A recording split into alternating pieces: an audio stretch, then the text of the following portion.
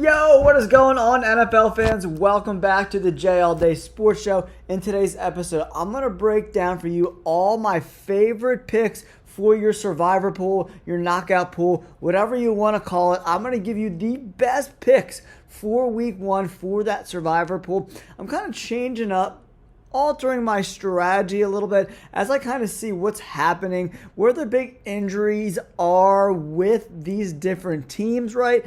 So as we get closer and closer to week one, we have to make adjustments, right? You don't want to put your knockout or survivor pool pick in too early. You want to be able to adjust up into a day or two before kickoff. I would stay away from that first game of the year anyway on Thursday and Friday, actually. I would stay away from both of those games. So if your survivor pool allows it, I would not be putting my picks in until Friday or Saturday before the Sunday games. All right, let's talk about this Ravens-Chiefs game. The line's at +2.5 for the Ravens. There's no way on God's green earth I'm going to take this game in Survivor, but the Chiefs probably win this game in my opinion. I think they're just a better football team right now. But the Ravens did bring over Derrick Henry from the Titans, so that offense is going to be really interesting with Lamar Jackson and Derrick Henry. Their wide receiver crew still needs a little bit of upgrade. Zay Flowers can't do it all by himself. But on the flip side, the Kansas City Chiefs also lost L'Jarius Sneed. They're dealing with some injuries on the offensive line as well. So this is a game I don't want to touch at all whatsoever. Now let's go on to the Packers and Philadelphia Eagles. I think this is going to be a really close game unless the Philadelphia Eagles defense decides they don't want to show up and play like they did last year. But I don't think that's true because Vic Fangio is really going to have these Philadelphia Eagles prepared. He's got weeks and weeks of time to prepare for this Green Bay Packers team and that young crew of wide receivers led by Watson. They also brought in Josh Jacobs, the running back from the Raiders, who's like a few years removed from leading the NFL in rushing. But the Philadelphia Eagles got Quinyon Mitchell in the draft, Cooper DeJean, who looks like he's ramping it up a little bit. He had that hamstring injury, so. And then the Packers' interior offensive line is not the best, so these teams kind of balance each other out. Can they cover A.J. Brown and Devontae Smith, the cornerbacks for the Packers? I'm not sure. With all these different variables, I'm staying away from this game in my survivor pool.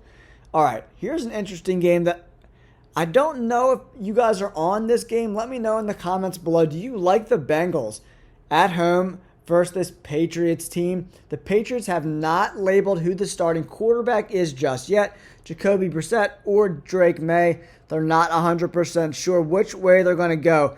But Vegas has the Bengals as -440 favorites, the biggest favorites of week one. But they're without Joe Mixon. Their offensive coordinator, Brian Callahan, is now the coach of the Tennessee Titans. Tyler Boyd is also gone. So can the Patriots and that defense, they did just trade Judon to the Falcons, so that limits some upside with their defense. I thought he was a really good player. Kind of went sour there with the Patriots, so that's why they shipped him off to Atlanta. But 9-point favorites, -440 money line. You know, if you have multiple teams in your survivor pool, laying one down on the Bengals probably isn't a bad idea. The Patriots to win this game on the road, they have no real wide receivers at all whatsoever. I mean, that wide receiver crew is as pathetic as it gets. The Bengals defense is pretty good too, so I like the Bengals. I don't love it. Here's another really interesting game. The Cardinals are +6.5, +220, right? So look at this. So only 3 extra points, actually 2.5 points, but the money line is huge difference, -340 there. Oh, man, the Buffalo Bills have a lot of moving parts. The wide receiver core is decimated there. They upgraded the position in the draft. The Buffalo Bills did bring in Curtis Samuel. I think he was with the Commanders last year. He's a decent wide receiver, but he's dealing with some injuries. They're not sure if he's even going to be a go in week one. So I'm not touching this game with a 10-foot pole. If the Cardinals won this game, snuck out a victory, ran the ball down the Bills, threw it with James Conner, I would not be surprised. You got to remember, the Cardinals got Trey McBride. They got Marvin Harrison Jr. now to go along with James Conner. I'm not touching this game. Houston Texans versus the Colts.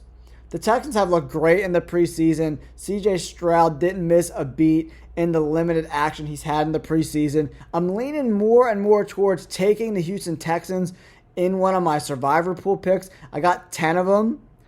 So I'm thinking about using one or two of them on the Texans. In my league, if you lose, you can rebuy back in and pick the Monday night game, which is the Jets or San Francisco. Not a game I absolutely love taking week one, but, it allows you to take a little more risk that you might not necessarily take. All right, NFL fans, the next game I want to talk about is the Jacksonville Jaguars versus the Miami Dolphins. Tua has looked great this preseason. The wide receivers in that room are great. The running backs are just as good with A-Chain and company. They're a very, very good offense. Can their defense stop teams from scoring 20, 30 points a game? That's what will determine the success of the Miami Dolphins this year. But the Jacksonville Jaguars have some moving parts on offense. They got rid of Calvin Ridley. They brought in Gabe Davis from Buffalo. Evan Ingram is still going to be the number one guy on that offense, the tight end. I think he had over 100 targets last year. That's going to continue in year two. Trevor Lawrence got a lot of money. Tua got a lot of money. Who will earn it in week one? I'm not sure. This is a coin flip game, in my opinion. I'm not touching this game with a 10-foot pole. Next up is another very close game, in my opinion. Minus 110 both ways. No real advantage over here.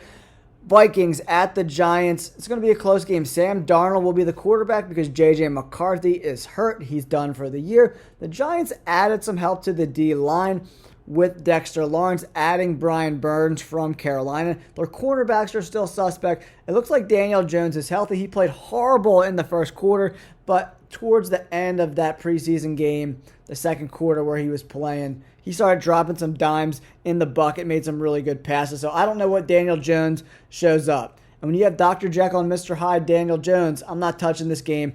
If Daniel Jones balls out with Malik Neighbors, one of the best, if not the best wide receiver in this entire draft class. He's been great all preseason long.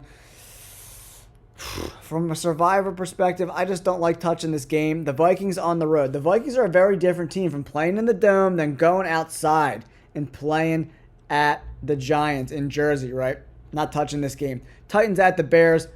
Caleb Williams has looked great, but if you watch the tape from the second preseason game, he struggled for the first 3 or 4 drives in that game. Then he started kind of getting out of the pocket, making some things happen.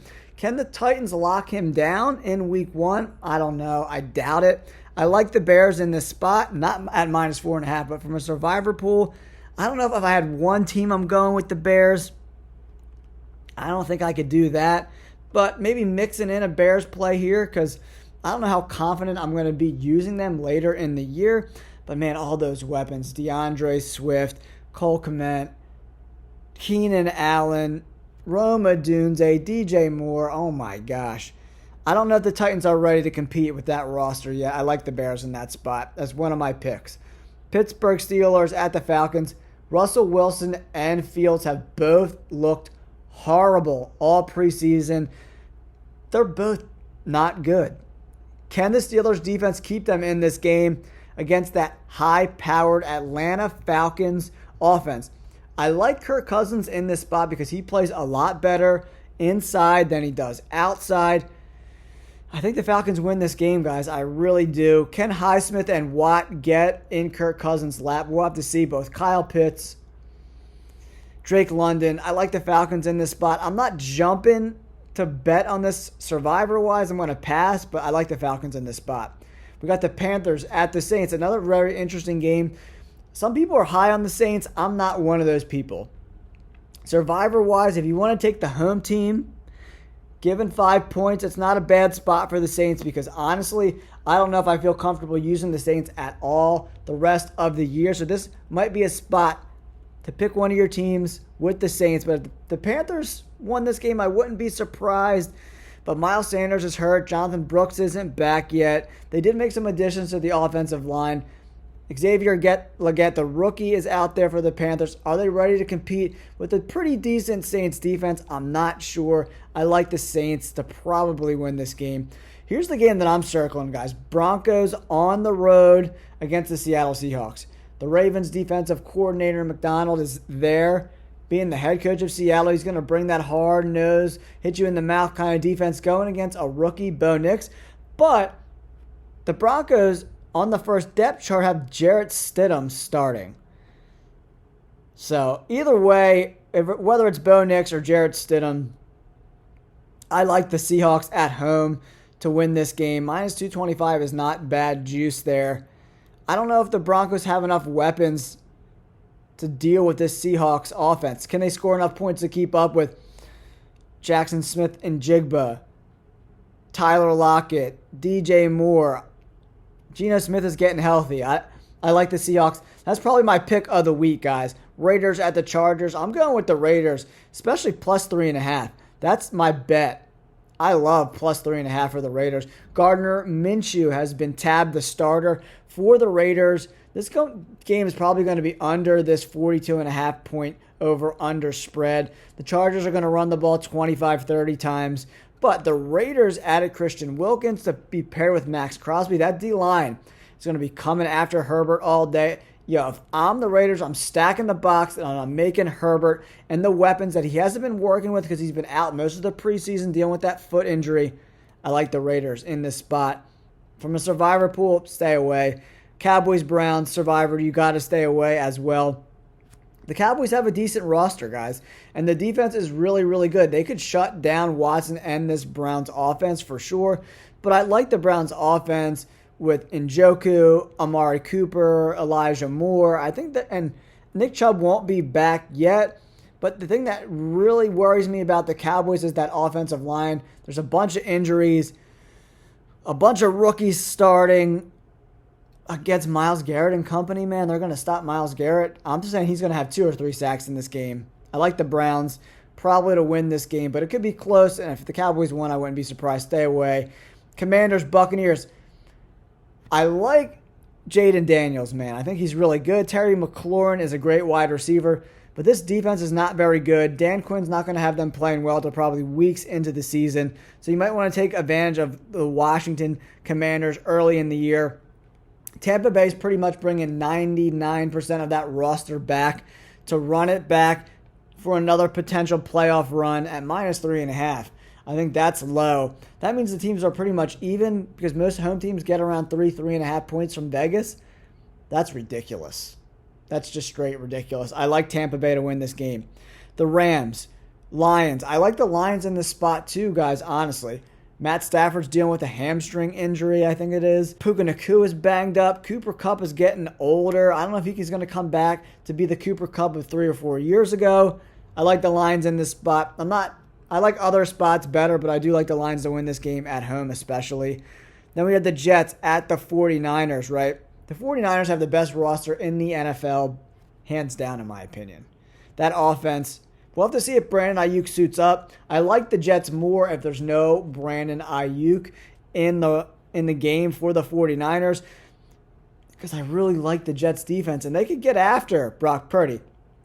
But Purdy can do so many different things with Kittle and Debo and Christian McCaffrey. If they're blitzing heavy, they're just going to get the ball out fast, right?